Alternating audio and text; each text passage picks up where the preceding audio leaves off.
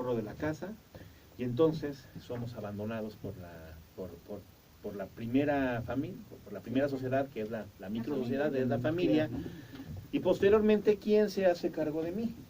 O sea, ¿qué soy? Un ciudadano, soy, tengo derechos, sí, pero ¿quién se hace cargo de mí, no? Sí. Hay asociaciones, por ejemplo, que se pueden hacer cargo de ciertos grupos vulnerables, sociedades civiles, o ONGs o el mismo gobierno, pero ¿quién se hace cargo de un homeless? ¿Quién se hace cargo de una persona que está en la calle sin tratamiento? Entonces, en algunos países sí hay como ciertas sociedades que se encargan de ellos. ¿Y usted como ve, no será responsabilidad por completo del Estado? O sea, el Estado, si al final ese sujeto se ve abandonado por su familia nuclear, ¿no tendrá que responder el Estado por él? O sea, dotarlo de recuperación, de tratamiento. Yo creo que sería valioso una política pública, pero el Estado también tiene que atender otras asuntos que en un momento dado consideran prioridad. Lo mismo pasa con salud.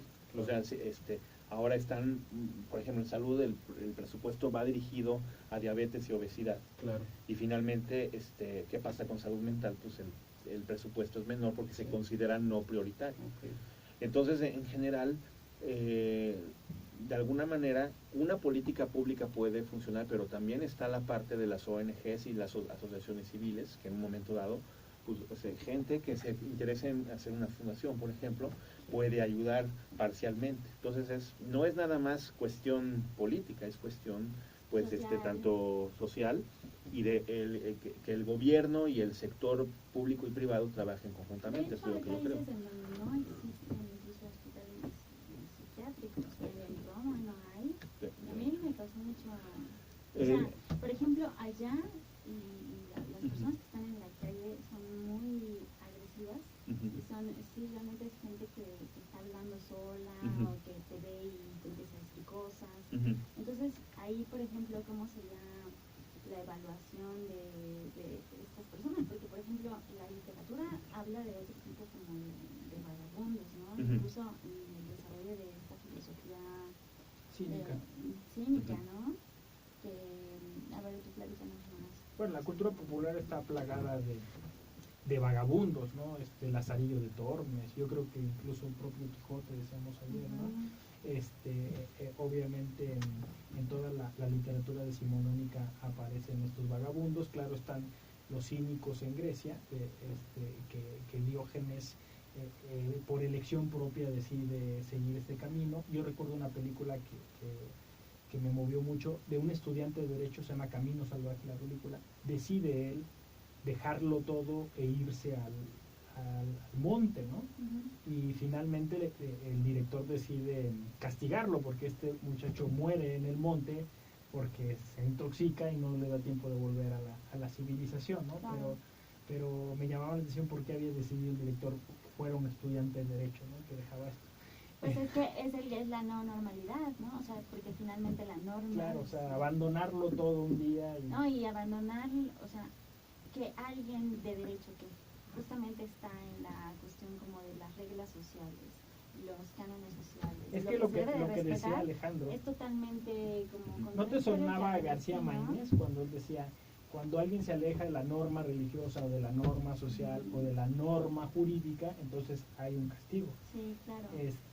Y justamente, o sea, también el pensamiento de los vagabundos, o sea, que van cuestionando ¿A ustedes no les cantaban de niños una canción que decía, papá, papá, ayer cuando jugaba, ¿no? Y a un pobre que...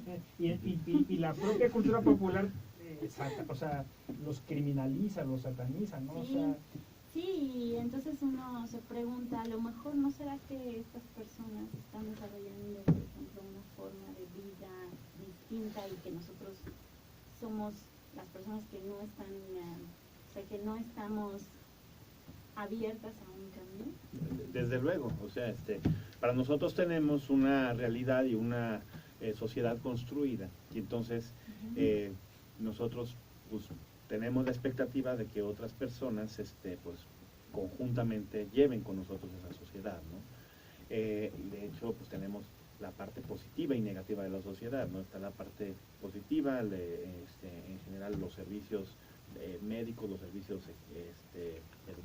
etcétera, y la parte negativa está inclusive la delincuencia, ¿no? Pero ¿dónde queda el vagabundo? O sea, no queda completamente fuera. El vagabundo es alguien invisible para nosotros, ¿no? Porque se nos ha enseñado eso, porque en general ni siquiera le damos un valor negativo al vagabundo, o sea, es alguien invisible, porque también se nos ha educado de esa forma. Pero ¿quién apoya a esas personas? O sea, ¿quién los apoya? Obviamente depende de la política pública y el gobierno. Yo, en lo personal, en la Ciudad de México no conozco una organización que se dedique a ayudarlos, ¿no? En Estados Unidos, por ejemplo, sabemos que hay algunos hogares que les dan asilo una noche. Digo, lo vemos en esta película que es En busca de la felicidad, que él mismo aprovecha como si fuera vagabundo, ¿no? También, ¿no?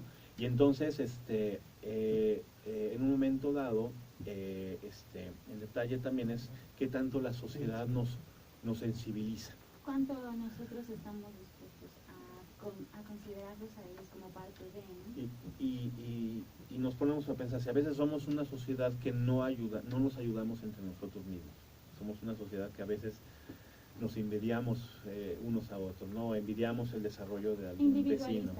Es muy egoísta, muy individualista. Si vemos a alguien que necesita ayuda y no la ayudamos, mucho menos vamos a ayudar a un indigente, a un homeless. Entonces, yo creo que también aquí viene mucho, pues, la difusión de los valores, ¿no? La difusión. El llamado sería para... Y por eso te digo que no es nada más responsabilidad del Estado. O sea, el Estado sí es responsable de hacer políticas públicas y de asignar presupuestos. También hay que convencerlos, ¿no? ¿Qué le va a beneficiar a la sociedad si yo apoyo a los jóvenes? Les va a beneficiar en mucho, pero ¿cómo yo lo demuestro? Y son estudios muchas veces científicos, que con lápiz y papel tú demuestras de cierto tiempo. Si yo inyecto una cierta cantidad de presupuesto para ayudar a ciertos homeless a darles tratamiento psiquiátrico o psicoterapéutico, a darles comida, a darles alimentación, un porcentaje de ellos pueden en un momento dado reincorporarse a la sociedad, y eso puede ser benéfico para ellos y para otras personas, pero hay que demostrarlo, ¿no? ONGs, asociaciones civiles, o como hacía el cine de oro mexicano, ¿no? En la escuela para vagabundos, donde transitaron Pedro Infante y Germán Valdés Tintán, ¿no? La gente que salía a ayudar a esos pobres.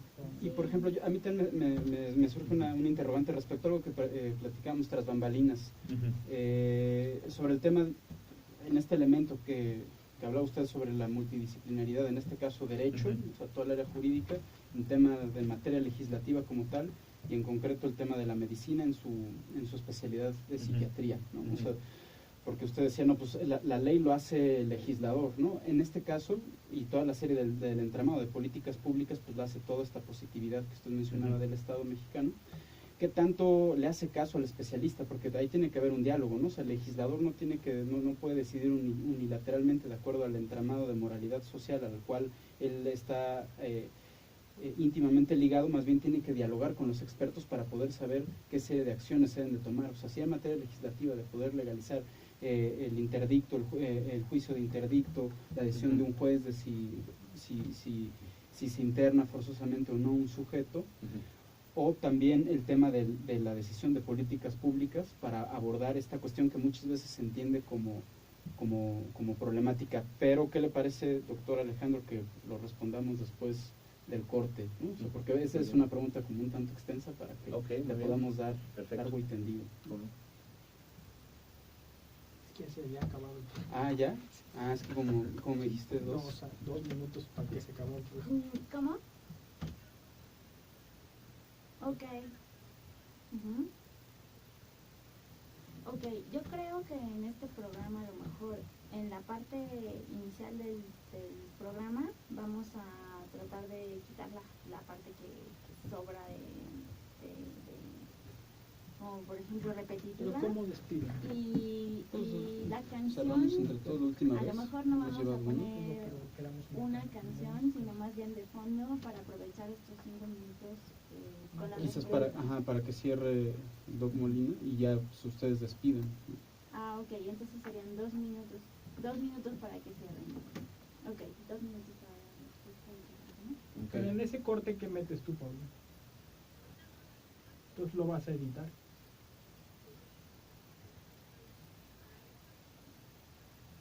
No. No digo, pero digo, para que no diga que vamos a un corte.